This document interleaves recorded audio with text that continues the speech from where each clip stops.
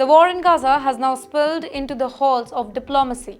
And this time it's Russia and the Arab Gulf states that are speaking in one voice against Israel. At the 8th round of Russia-Gulf Cooperation Council Strategic Dialogue in Sochi, Russian Foreign Minister Sergei Lavrov openly blasted Israel's recent airstrike on Hamas leaders in Doha, Qatar. He called the attacks absurd. Why absurd? Because according to Lavrov, Israel is asking Hamas to negotiate a ceasefire while at the very same time bombing the very leaders who are supposed to sit at the table. The GCC didn't hold back either. Jassim al-Badawi, the GCC Secretary General and Kuwaiti Foreign Minister, condemned the strike in the strongest term possible. Well, for them, it was not just about Hamas. It was about Qatar's sovereignty being violated and international law being ignored.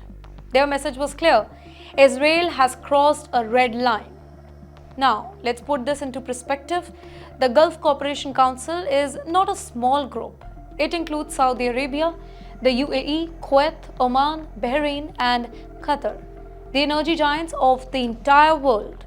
Together, they control much of the oil and gas that powers global economies. So, when they unite against Israel, it's not just a diplomatic statement, it is an economic and geopolitical warning. And then there is Russia, of course. By siding with Qatar and the GCC, Moscow is stepping deeper into the Middle East chessboard. For years, Russia has backed Iran, Syria, and Hezbollah against Israeli and Western influence. Now, by calling out Israel over Doha, Lavrov is showing that Russia wants to position itself as the champion of Arab causes. Now, at a time when Washington is struggling to hold its partners together, Moscow is moving in to fill the vacuum.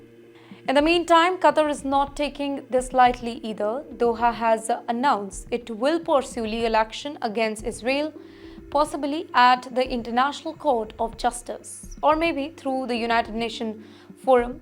This is significant because Qatar isn't just any Arab state that we are talking about. It is the main host of Hamas leaders and a key mediator in ceasefire talks, often working alongside the United States and Egypt. Now, by striking Doha, Israel has not only killed Hamas operatives, but also embarrassed the very country that Washington depends on keeping the negotiations alive. The fallout is huge here. Arab nations see this as an attack on their sovereignty. Russia sees an opportunity to rally support against Mr. Netanyahu.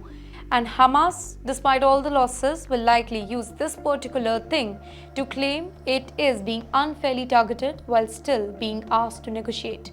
The real big question is this: is Israel's strategy backfiring? By hitting Hamas leaders in Qatar, Israel may have strengthened Hamas's international support rather than weakening it. The GCC is angry, Russia is on the offensive, and Qatar is preparing legal retaliation. What was meant to be a targeted strike may end up isolating Israel further on the global stage.